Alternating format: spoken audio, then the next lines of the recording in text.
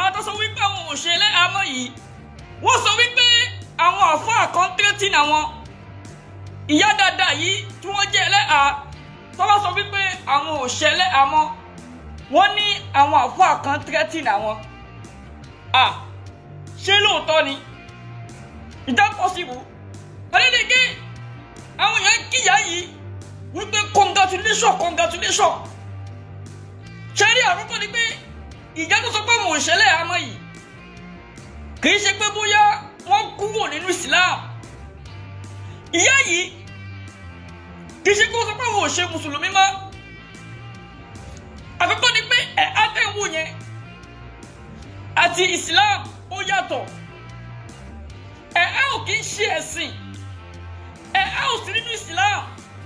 Arab culture òun ni So tí ìyá yìí bá sọ wípé àwọn òṣè mọ́ kò ní kankan ṣe pẹ̀lú mùsùlùmí nítorí pé kí ni ò kì í ṣe ọ̀ranyàn nínú Islam.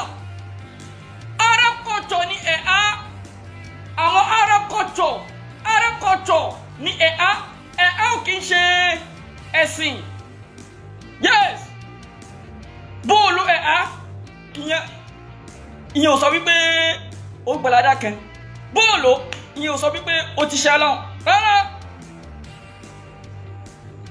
So this woman is still a complete Muslim. Wọ́n lè mọ̀ ṣe àmọ́ ó wá sọ wípé àwọn àfáà kan tẹ́tí ní àwọn. Why tọ́mọ̀ àfáà fi máa tẹ́tí ní wọn? Kí ló dé?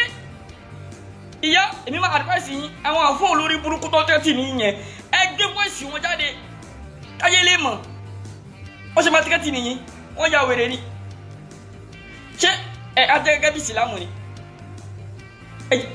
Ẹja gbọ́wọ́ látẹnu ìyá náà, ẹja gbọ́wọ́ látẹnu mọ́, ẹja gbọ́wọ́.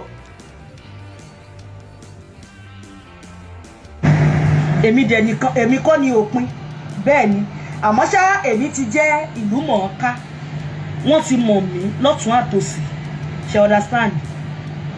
Ìrírí mi nínú ẹ̀há ó ń bọ̀ lẹ́yìn appreciation tèmi ẹ má bínú appreciation tèmi tá a ṣe yìí. Ìrírí mi nínú ẹ̀há ló kù tó máa lọ fà. Ipò ẹ̀há ipò tó dáa ni, ipò tó nápọ́nlé ni, ipò tó ní àlùbáríkà ni, ipò oyì ni. Tí ẹ bá rí ẹlẹ́hà bá yóò kù díẹ̀ káàtó tàbí ó wà nínú àìlera kan ọba tó ní wá á bá wa tó fún yín. Mo ṣe ní ìsúre lẹ́nìí gbogbo àdójúkọ yín Olódùmarè á sọ́ dìrọ̀rùn. Èmi tí mo sọ pé mi ń lo ẹ̀há mọ́ tèmi yé mi kì í ṣe ti yanran frustration yìí kọ́ o no mo sick gan gbogbo necessary test ìdẹ̀lẹ̀ lẹ́yìn it ti damage a lot sí mi lára yá ṣe ọ̀dà. Ibi tí mo ń lọ gangan nìyẹn tí mo gbọ́ ìyá yìí dáadáa ìyá tó sọ pé òun lo ẹ̀rọ yìí wọ́n ní àwọn sick. Gbọ́ wọ́n ní àwọn sick. Sickness ni ò jẹ́ kí wọ́n lo mọ́.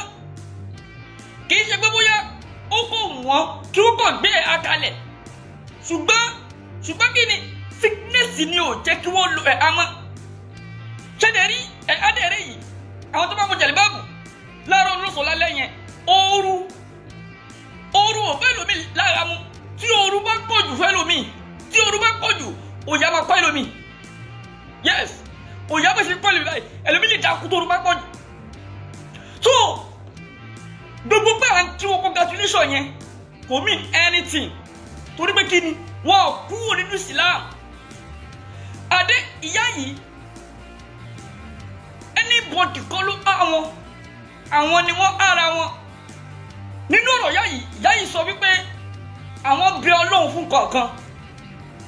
Àwọn sọ fún Ọlọ́run pé tó ló bá fi lè ṣe kan yìí àwọn máa títí rí pé anybody kọ́ ló àwọn lẹ́wà àwọn lẹ́à ṣẹ́rí.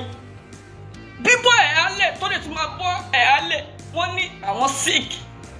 Wọ́n ní àwọn sick seriously.